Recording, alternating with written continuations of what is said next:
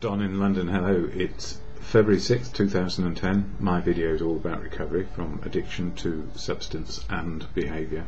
My addictive substance, alcohol, my addictive behaviour, workaholic relationships, collecting, materialism, doing the next right thing, sometimes I thought, trying to be perfect. Always had this gap inside, not quite sure what was going on, except that I wanted to look right and feel right and be right and think right, and it didn't get me anywhere in the end. It just wore me out. I became exhausted by my, I suppose, drive for perfection. And the gift these days is not to drive for anything, but to live life as it is today, and to be able to make choices in what I may do and what I may not do, and find out what the wisdom is to know the difference. And that is a big difference for me from the days when I used to drink to take the edge off, and it was the first drink that did the damage, because why would I keep on doing it if it didn't do something for me?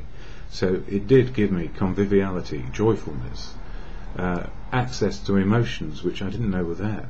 They were suppressed often under a great big concrete slab of fear.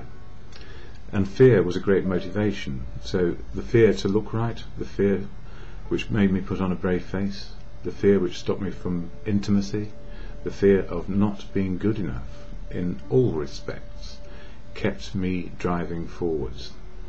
So why? Well, wherever the fear came from, it was always there.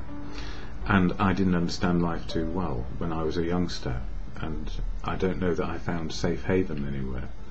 So part of what has happened since I stopped drinking on a daily basis and found sobriety with a lot of help is understanding that an amount of fear is necessary, but not overwhelming fear, where we are driven to cover up, to pretend, to think ourselves into an obsessive state where we're always looking for disaster rather than happiness and peacefulness. So on those rare occasions when I did experience happiness and peace without a drink inside me, it was glorious, and I always went back to a drink to see if I could actually emulate the same feeling again, some sort of quick way to utopia, although I don't know what utopia might be these days. Utopia for me is an ever-changing world, an ever-changing day, an ever-changing me. So 35 years at least of drinking. I don't know when it slid from convivial and just taking the edge off to dependency, but I do know from this century, from the 2000 stage, certainly I was addicted 24/7, and if I wasn't getting my fix of alcohol on a physical, emotional, spiritual level, I was feeling very awkward and very uncomfortable, to the point where in the end, if I didn't drink, life was completely horrible. So what now? In recovery I had a moment of clarity, which was not that I should stop drinking, because I guess I knew along the way drinking wasn't good for me. It was how to stop, and in the end I realised I couldn't do it on my own.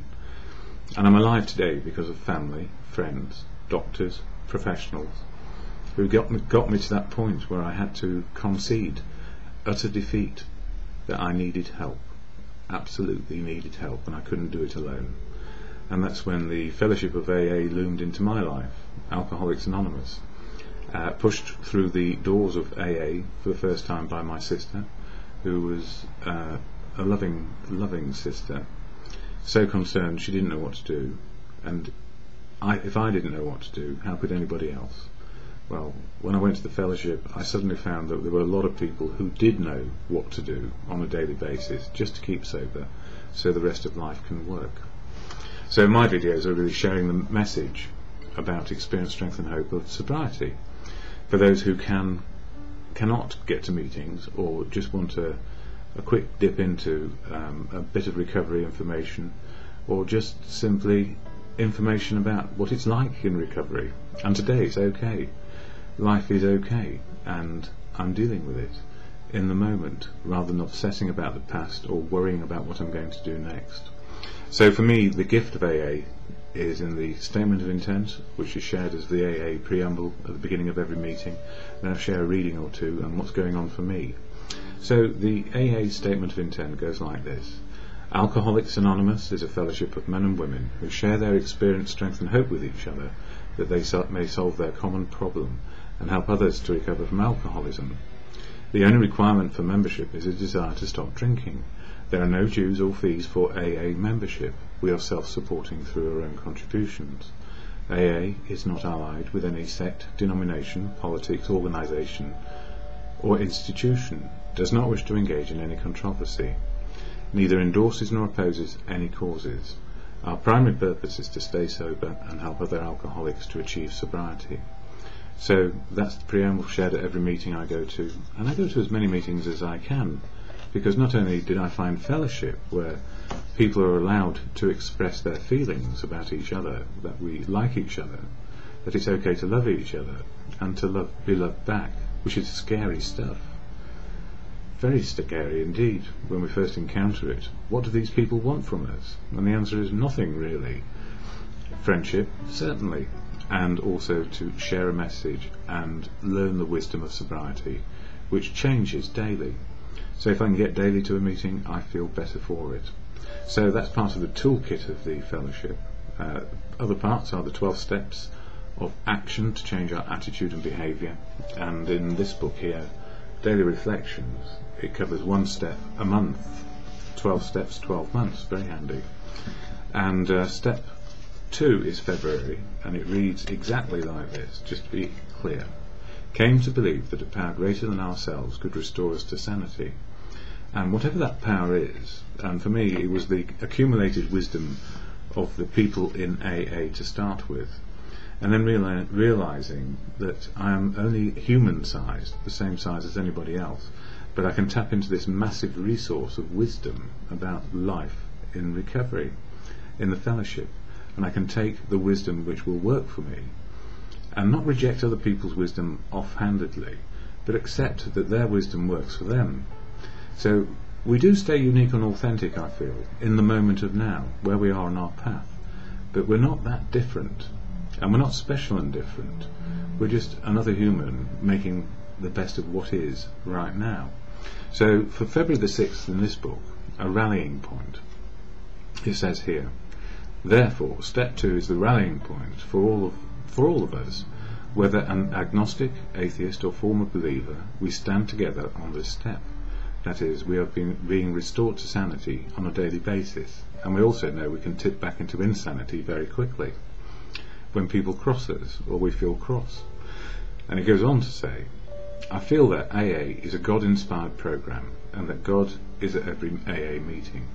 And just to qualify that, it's the God of your understanding, not anybody else's. And for me, God is truth, God is love, God works through people. And that's what I understand so far. But I couldn't define God even if you asked me to. It goes on to say, I see, believe and have come to know that AA works because I have stayed sober today.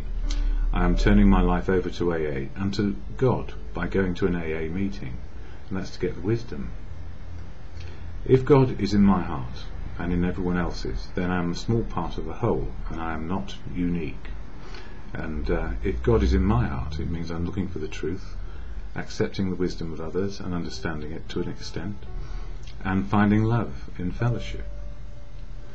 When it says unique, we're not unique. Actually, it's how you read the words. So for unique and authentic is where we are now. Each of us on our own path. But we're not special and different, is the distinction I make. If God is in my heart and He speaks to me through other people, then I must be a channel of God, or truth, to other people.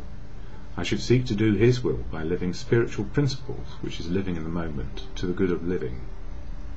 And my reward will be sanity and emotional sobriety. And the gift in that for me is simply, we do it one day at a time.